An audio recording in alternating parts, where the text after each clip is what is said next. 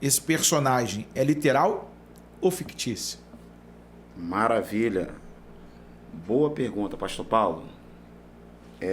A princípio, pastor, eu quero abordar, quero traduzir a palavra ficção. Sim. A palavra ficção, ela surgiu ali no contexto pré-socrático e na mentalidade daqueles que viveram nesse contexto, a palavra ficção está ligada à palavra fantasia. É fantasia, e na visão deles, essa palavra ficção, ela é uma invenção. Então, quem traz uma história fictícia, ele está inventando, né, uma história. Então, a gente pode dizer que a palavra ficção está ligada à palavra fantasia. Só que eu quero abordar aqui um outro ponto. A gente precisa distinguir a diferença entre ficção e realidade. Ficção e realidade. Quando a gente olha para a palavra realidade, a gente vai se deparar com outras duas palavras. A primeira palavra, aparência e essência. Aparência e essência. Exemplo, o Corcunda de Notre Dame. Se fôssemos olhar a aparência daquele homem, uma aparência horrível, né? Uma aparência que, na visão da humanidade, causa espanto, mas se a gente olhar esse homem por dentro, não condiz com a sua aparência física, porque a sua essência, ela é maior do que a sua aparência. A sua aparência é horrível, mas a sua essência é uma essência doce, é uma essência maravilhosa. Então, quando a gente para analisar o livro de Jó, a gente vai perceber que o livro de Jó, ele é um livro que traz um estudo de cunho poético. A gente vai encontrar também a palavra prosa. E para a gente se aprofundar no livro de Jó, a gente precisa usar a ferramenta da hermenêutica, porque a gente consegue interpretar de maneira fácil o capítulo 1 e o capítulo 2 de Jó. Aquela introdução alternada. Céu, terra, perdas, os filhos de Jó, mulher de Jó. Agora, a partir do capítulo 3, a linguagem do livro de Jó, ela muda. Aí, creio eu, que a maioria daqueles que se dedicam ao livro de Jó, eles tiveram facilidade para entender o capítulo 1 e o capítulo 2.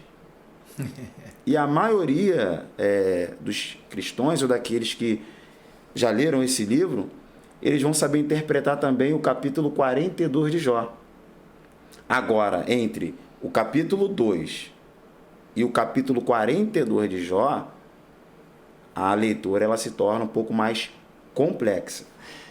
Mas, meu pastor, é do nosso conhecimento que no ano 90 depois de Cristo, no concílio de Jâmnia, ou Jânia, existia ali uma escola rabínica e os anciões judeus, rabinos, eles vão filtrar, eles vão agrupar e depois eles vão filtrar. E nesse processo de filtração, eles vão começar a estudar cada livro na sua essência. Vários livros foram apresentados, correto? Mas eles vão agora filtrar a essência de cada livro. Aí existe uma palavra que é comumente falada, né, no meio dos teólogos, que é cânon. Isso aí. Cânon. A palavra cânon é a palavra grega, está ligada à palavra regra, ou a palavra regra, ou a palavra padrão. creio eu que nesse processo de formação do cânon do Antigo Testamento, os estudiosos, os judeus, né, os rabinos, eles vão pegar o livro de Jó e eles vão estudar o livro de Jó na sua essência. E conforme eles vão estudando o livro de Jó na sua essência, eles vão analisar o personagem principal do livro de Jó, eles vão estudar a linguagem do livro de Jó, eles vão estudar todo o enredo do livro de Jó. E lendo a nossa Bíblia, a gente vai perceber que a Bíblia em si, ela não expõe para nós que Jó ele foi um personagem fictício, né? A Bíblia não apresenta Jó como personagem fictício, mas ela apresenta Jó como personagem literal. E eu quero aqui abordar alguns argumentos, né, que provam que Jó ele é um personagem literal. A primeira observação está no capítulo 1 e no versículo 1. A Bíblia diz assim: e existiu. Então a gente já vai se deparar com a palavra, com o verbo aí, existir. Então, pastor Paulo, primeiramente a gente vai perceber que existe ali o verbo existir. E o verbo existir, ele não é um verbo indefinido. Ele não é um verbo indefinido. Ele é um verbo definido, não é um verbo indefinido. Porque se eu fosse olhar para a história de Jó e, né, a partir do momento que me deparei com essa palavra e existiu, né, o verbo existir, se a gente for seguir à risca a nossa gramática, né, se a gente for seguir a gramática, de fato, Jó, ele existiu, diferentemente das parábolas de Jesus no Novo Testamento. Então, qual é a diferença da história de Jó para as parábolas que há no Novo Testamento? Em Lucas, capítulo 10, fala da parábola do bom samaritano. E quando Jesus ele foi narrar a história do bom samaritano, ele vai dizer: e um certo homem descia de Jerusalém, um artigo indefinido, um certo homem. Fica uma dúvida se esse homem existiu ou não, diferente de Jó. Não diz assim, e um homem da terra de Uz, cujo nome era Jó, né, tinha 10 filhos, era muito bem sucedido, não. E existiu na terra de Uz um homem chamado Jó. Então, a gente já vai se deparar com o verbo existir. Já na parábola ali do bom samaritano, não diz, e existiu um certo homem que desceu de Jerusalém rumo a Jericó. Diz, e um certo homem, olha o artigo indefinido. Sim. Lucas 15, e uma certa mulher, artigo indefinido. Um certo pastor, artigo indefinido. Um certo pai tinha 2 filhos, artigo indefinido. Lucas 13, se tratando também da parábola, né, da figueira plantada numa terra que possuía muitas vinhas, diz, e um certo homem, ele plantou uma figueira, né? E o texto diz que ele tinha uma vinha, né? Ele possuía uma grande quantidade de videiras. Então, fica uma dúvida, um certo homem, né? Uma certa mulher, um certo pastor, né? Agora, na questão de Jó, diz, e existiu, pastor Paulo, um certo homem cujo nome era Jó. Só que, vamos lá, então, o primeiro argumento aqui, que eu creio que Jó, ele é um personagem literal, é esse ponto que tem no capítulo 1, no versículo 1, e existiu. Tá? Isso não é uma história inventada. E outro ponto é que em Tiago, capítulo 5, verso de número 11, Tiago vai falar da famosa paciência de Jó. Meu mestre, como que Tiago ele vai pegar um personagem fictício para usar de exemplo para os seus ouvintes? Esse personagem fictício, ele está no mundo das ideias, como dizia Platão, Aristóteles, Sócrates. Para de fato eu acreditar nessa pessoa chamada Jó, ela tem que ser como eu. É questão da diferença dos deuses dos gregos para o nosso Deus. É muito fácil um deus grego dizer assim, ó, supere a fome, mas ele nunca passou fome. Verdade. Supere a sede, mas ele nunca sentiu sede. Então é fácil impor sobre os seus liderados, né, aquilo que você não viveu, mas só que Cristo é diferente.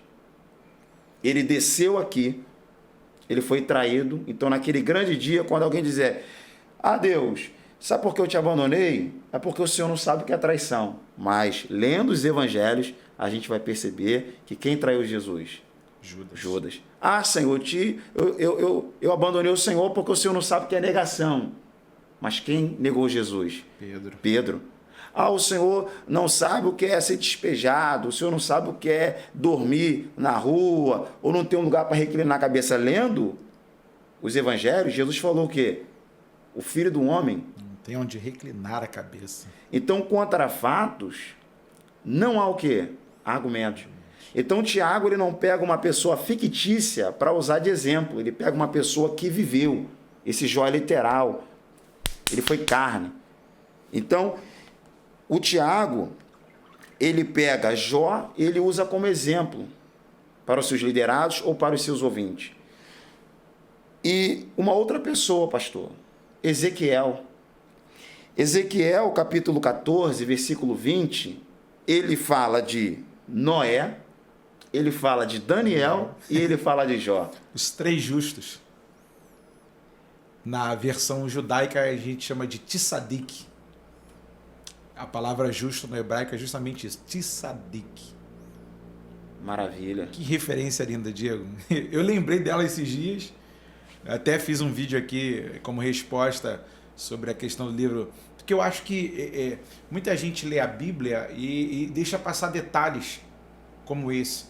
Não busca essa conexão do antigo como ponte para o novo, como você está fazendo, que está aqui exposto no antigo, mas ao mesmo tempo Tiago faz recomendações. Perfeito. O profeta maior faz uma referência de que existiram três justos.